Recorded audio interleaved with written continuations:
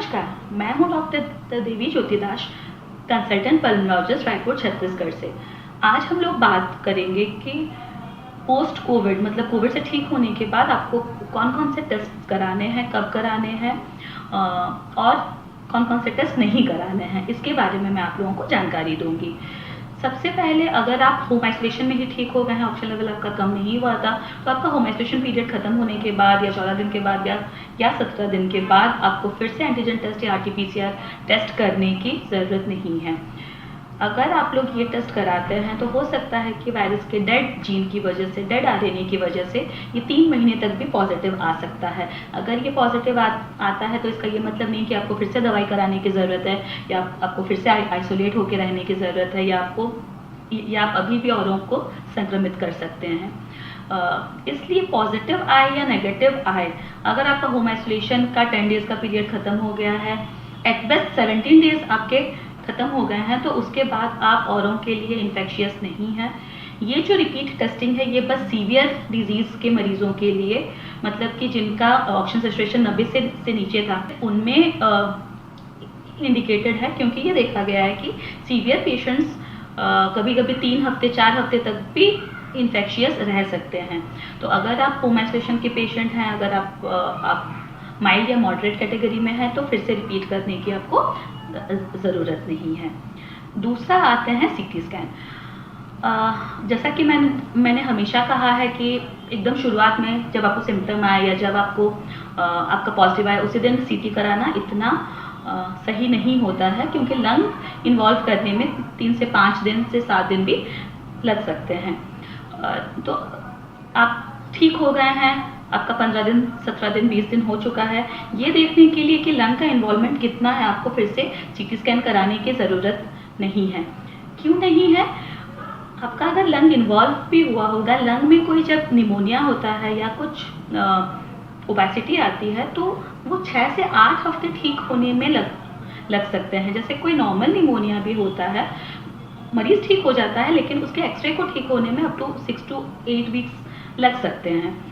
तो ऐसा हो सकता है कि आप ठीक हो चुके हैं, लेकिन उसका जो दाग है, उस बीमारी का दाग जो है वो ठीक होने में काफ़ी लंबा समय ले रहा है। तो उसको देख के घबराइएगा मत। हमारे पास पेशेंट ऐसे आते हैं जिन्होंने शुरुआत में कोविड के टाइम पे CT स्कैन करवा लिया, उस वक्त से स्कोर आया 3। अभी ठीक होने के बाद फिर से उन्होंने अपने से ही CT स्कैन कर लिया, उसमें स्कोर आ गया 9। तो वो बोलते हैं कि 3 से 9 आ गया। वो होगा ही, आप जितना लेट फेज में CT स्कैन कराएंगे वो स्कोर बढ़ेगा, क्योंकि लंग का इन्वॉल्वमेंट लेट स्टेज में होता है।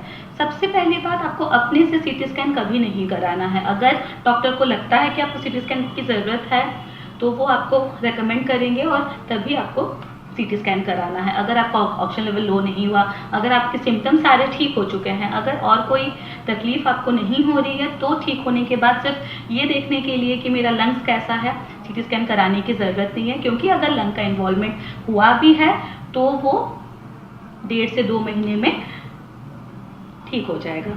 दूसरी चीज़, अगर आप हॉस्पिटल में एडमिट थे, अगर आपका ऑक्सीजन लेवल लो हुआ था, आपने CT कराया था, से स्कोर उस वक्त आपका 15-16 था, अब आप ठीक हो गए हैं, हॉस्पिटल से वापस आ गए हैं, अभी आप एकदम ठीक हैं, ऑक्सीजन लेवल एकदम नॉर्मल है, फिर आप चेक कराने के लिए कर लेते हैं कि कैसा है। हो सकता है फिर भी आपका CT का स्कोर जो है वो उतना ही आए या 1-2 पॉइंट नीचे आए। उसमें लोग इस चीज़ के लिए घबरा जाते हैं कि ये जल्दी ठीक नहीं हो रहा है। इसमें आपको समझना है कि CT स्कोर से ज़्यादा ज़रूरी है कौन से टाइप का इन्वॉल्वमेंट है ये जानना। जैसे कि मान लीजिए कि ये आपका लंग्स है, इसमें कुछ चोट लग गई और वो पक गया। तो जब आपको कोविड हुआ था, जब आपका ऑक्सीजन लेवल बहुत लो था, तो वो पका हुआ घाव था। स्कोर हमें बस इतना बताता है कि कितने हिस्से में हम लोगों को ये कोविड का इन्फेक्शन हुआ है, कैसा टाइप का इन्फेक्शन हुआ है, वो हम लोगों को नहीं बताता है। तो अगर आपको यहाँ पर पका हुआ था वो घाव, तो उस वक्त भी आपका स्कोर से 12 था या 15 था या 20 था। अभी आप ठीक हो चुके हो, वो घाव ठीक हो चुका है, लेकिन उसका दाग जो है वो अभी भी बचा हुआ है। तो अभी भी CT का जो स्कोर है उतने हिस्से में उतना ही स्कोर देगा या हार्डली 1-2 पॉइंट कम देगा, लेकिन अब वो सूख चुका है तो ये अच्छी बात है। तो सूखा हुआ घाव भी अगर इतने हिस्से में है, वो जितना स्कोर देगा, पका हुआ घाव भी उतने ही हिस्से में है तो वो उतना ही स्कोर देगा। तो बस स्कोर को देख के घबराइए मत। बहुत सारे लोग ये बोलते हैं कि मैडम हमारा तो स्कोर ही कम नहीं हुआ, या जब एडमिट थे उनका स्कोर 12 था और अभी बाद में जब उन्होंने कराया तो वो 15 हो गया। तो उस चीज़ के लिए घबराने की ज़रूरत नहीं है। एक एक्सपर्ट को दिखाएं, पल्मोनोलॉजिस्ट को दिखाएं और उनसे सलाह करें। सिर्फ स्कोर देख के घबराइए मत। तो आपको ठीक होने के बाद अगर आपके सिम्टम्स नहीं रिजॉल्व हो रहे हैं, अगर आपका ऑक्सीजन लेवल अभी भी लो आ रहा है, या आपको कोई पर्टिकुलर दवाइयाँ दी गई थी और उनके डोजिंग के लिए या उनको बंद करने से पहले डॉक्टर आपको सलाह कर रहे हैं, तो ही आप सीटी स्कैन करवाइए। अपने हिसाब से सीटी स्कैन मत करवाइए। अभी हम लोग आते हैं बाकी के टेस्ट के बारे में। बहुत लोग ये मानते हैं कि CRP, डी डाइमर ये कोविड का टेस्ट है। नहीं, ये कोविड का टेस्ट नहीं है। ये बस हमारे अंदर के इन्फ्लामेशन या हमारे अंदर के थ्रोम्बोसिस को बताता है।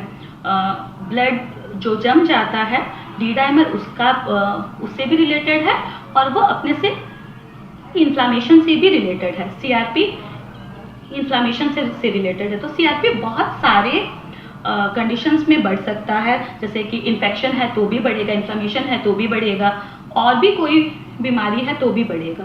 तो ऐसा नहीं है कि अगर आप ठीक हो चुके हैं, मतलब होम आइसोलेशन में थे, आपको कभी कोई दिक्कत नहीं हुई और आप ठीक होने के बाद CRP और डी डाइमर करा के दिखा रहे हैं, इसकी कोई ज़रूरत नहीं है।